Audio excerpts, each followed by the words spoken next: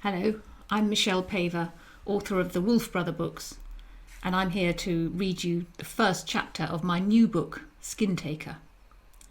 If you're new to the Wolf Brother books, they're adventures about a boy, a girl, and a wolf fighting for survival in the Stone Age.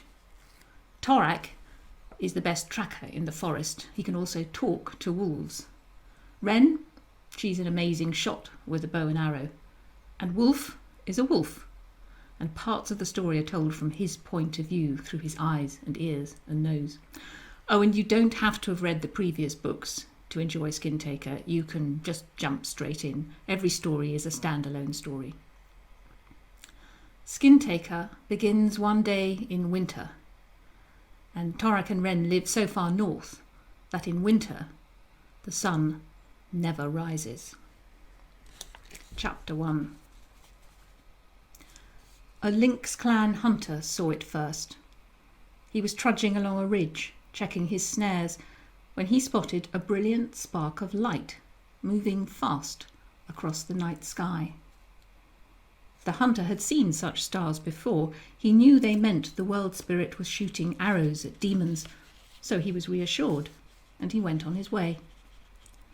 Midwinter, the dark time, when the sun is asleep in its cave and doesn't show its face for 2 whole moons.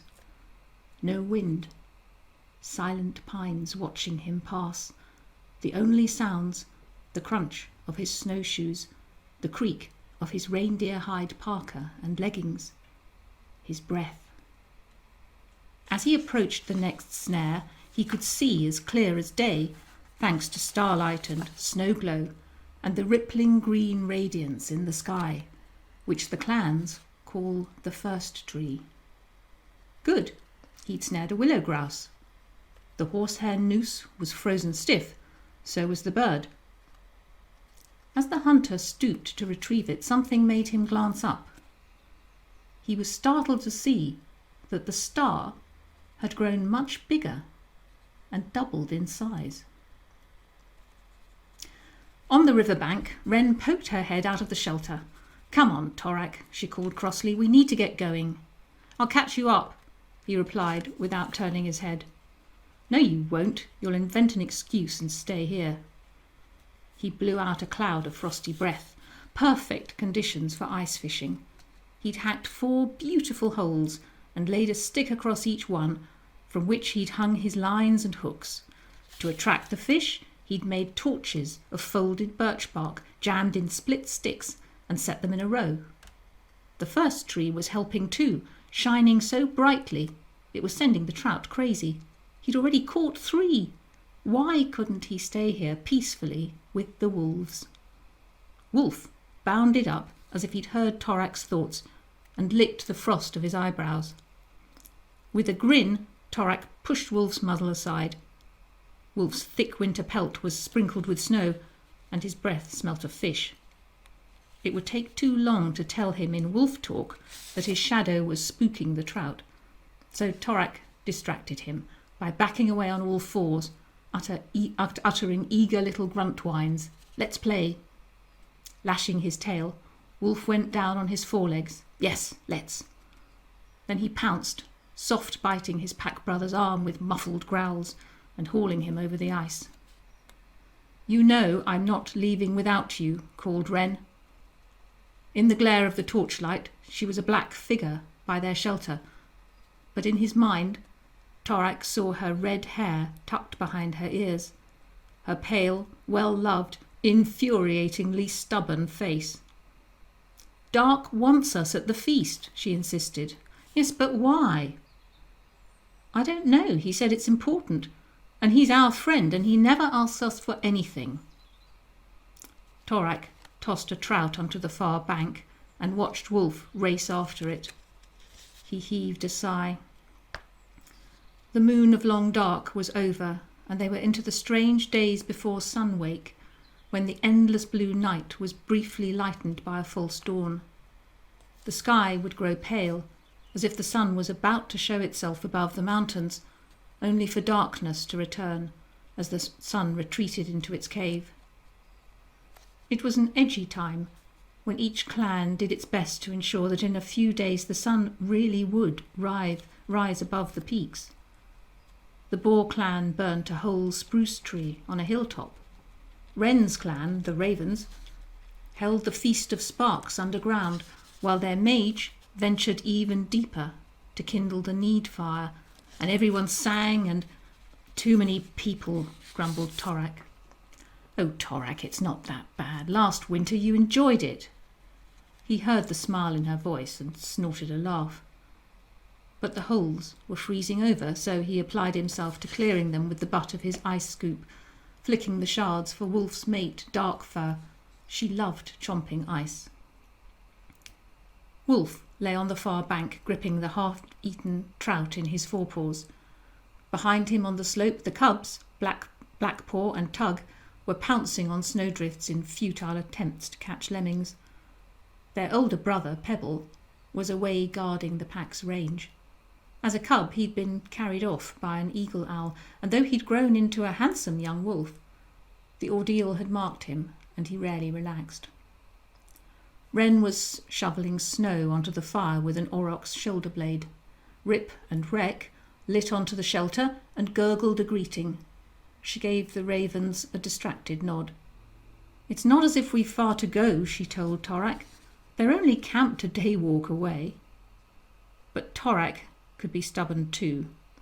He liked the feel of this sleeping valley. The river dreaming under the ice, the alders asleep on its banks. Even the pines were dozing, only a single watch tree remaining properly awake. He'd chosen this spot because a family of beavers had dammed the river to make a pool which sheltered many fish. Not far from where he knelt, the beaver's lodge was a mound of blue snow, the air above it faintly quivering from the warmth of the furry bodies snuggled within. Again he sighed. Renn was right. If Dark really wanted them to come... "What's that over there?" she said in an altered voice. He raised his head. "Where?" "There." She stood facing north, pointing at the sky. Wolf and Darkfur had seen it too. They stood with ears pricked and tails stiff, bodies rigid with tension. Slowly Torak rose to his feet. It was low in the sky above the pines spiking the hilltop, a huge, brilliant, blue-white star. "It's getting bigger," said Renn. In the deep forest, the lynx clan hunter stood motionless, his frozen grouse forgotten at his feet. His hand crept to the fur amulet at his throat, and under his breath he whispered a prayer to his clan creature. The star had grown unbearably bright, as big as his fist. Shielding his eyes with his arms, the hunter lurched against a pine. He heard a strange whistling noise, like a vast flock of geese rushing towards him. The star was brighter than the sun, turning night to dazzling day. Its shadow passed across Torak. He heard a whistling like the rush of enormous wings, then a growl of thunder. "Get under those rocks!" he yelled to Renn. Darkfur was streaking across the ice towards her cubs, Renn shouting something he couldn't make out. Then the sky was raining fire, a hot wind blowing him off his feet. He fell with a crash. The ice was heaving, the river waking up. The thunder was louder, but how could there be thunder when there were no clouds? A stink of singed fur. His parka was on fire. Beating out flames, he struggled to his feet. He saw pines bending like blades of grass, others flying overhead like spears. On the far bank, a blazing poplar had fallen, pinning Wolf to the ground. On the near bank, the shelter had collapsed. Torak couldn't see Renn. Next moment, he realized that the white thing poking through the wreckage was her hand.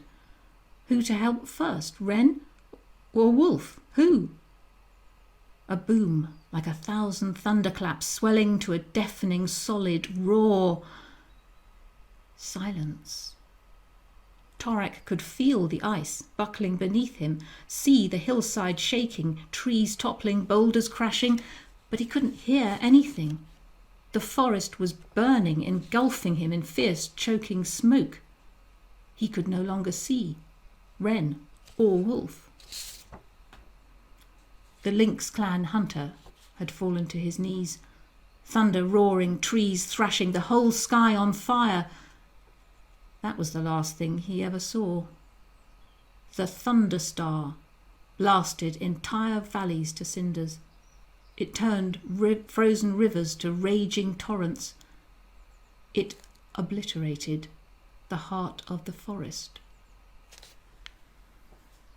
Well, I'm afraid we'll have to leave it there. If you want to find out what happens to Torak, Renn and Wolf, Skin Taker is published in April, and the audiobook is read by Ian McKellen. I really hope you enjoy it.